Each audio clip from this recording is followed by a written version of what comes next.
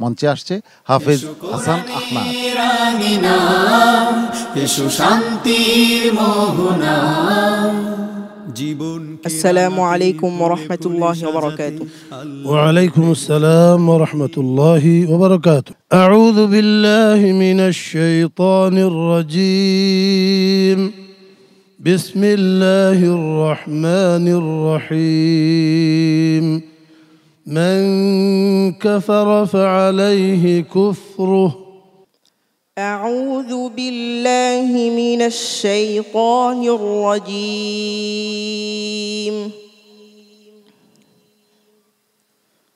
بسم الله الرحمن الرحيم.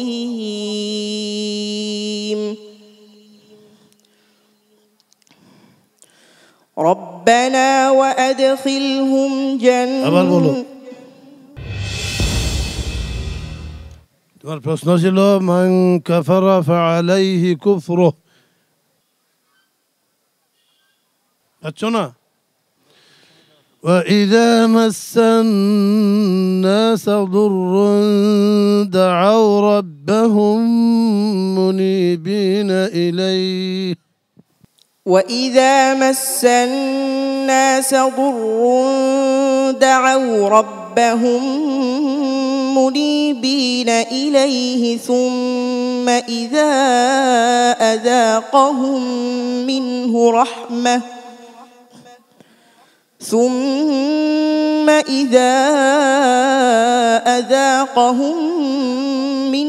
رحمة إذا فريق منهم بربهم يشركون ليكفروا بما آتيناهم فتمتعوا فسوف تعلمون.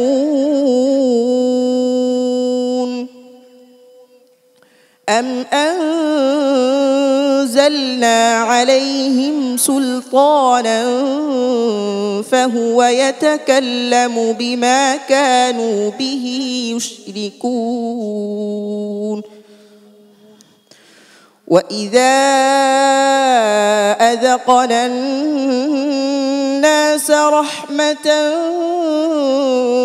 فرحوا بها وإن تصبهم سيئة بما قدمت أيديهم إذا هم يقنطون. أولم يروا أن الله يبسط الرزق لمن يشاء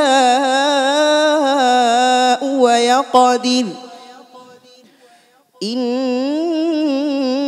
في ذلك لآيات لقوم يؤمنون.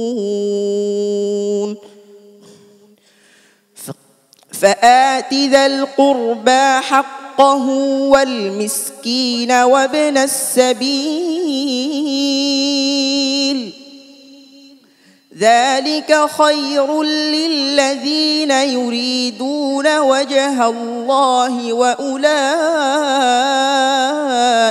هم المفلحون.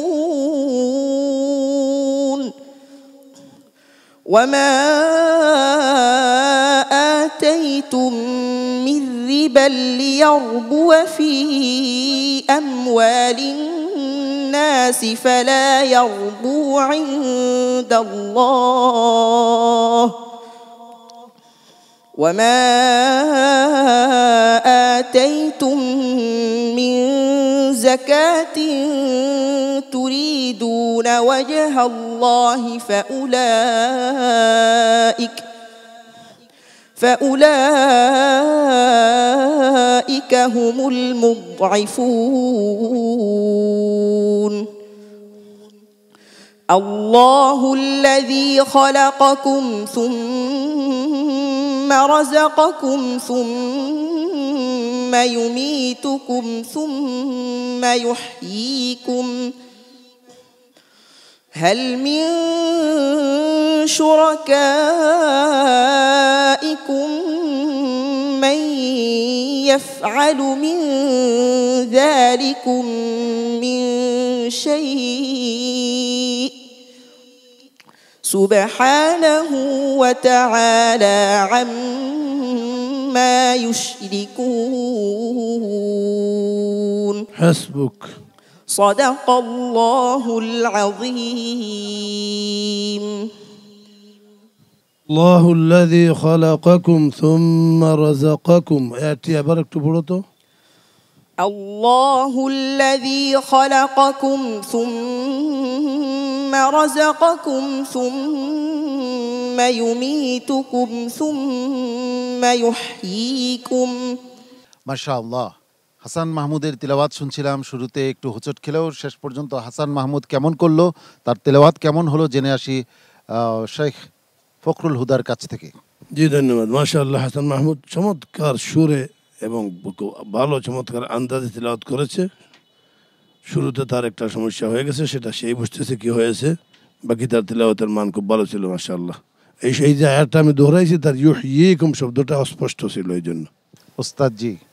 জি আলহামদুলিল্লাহ। হাসান আহমদ সব সময় তেলাওয়াত খুব মজবুত সুন্দর তেলাওয়াত করে আসছে, আজকেও তেমনটি হয়েছে, কিন্তু একটি শব্দে একটু হুসুট খেতে হয়েছে।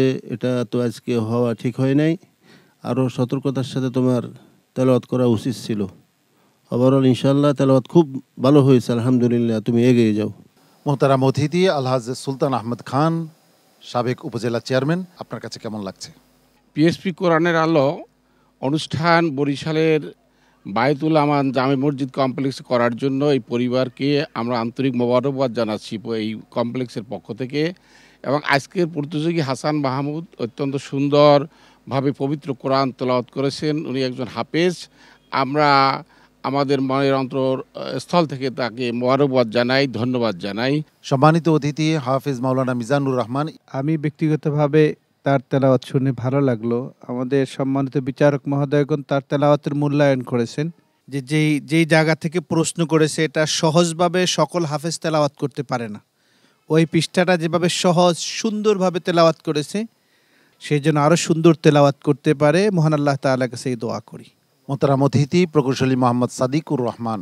হাসান মাহমুদের তেলাওয়াত অত্যন্ত সুন্দর। আমি তার সাফল্য কামনা করছি এবং পরবর্তী পর্বে তাকে যেন আবার দেখতে পাই এই কামনা করতেছি। অনেক অনেক শুভকামনা করছি তোমার জন্য। দেখা যাক কি ফলাফল আসে। আসসালামু আলাইকুম ওয়া রাহমাতুল্লাহি ওয়া বারাকাতুহু।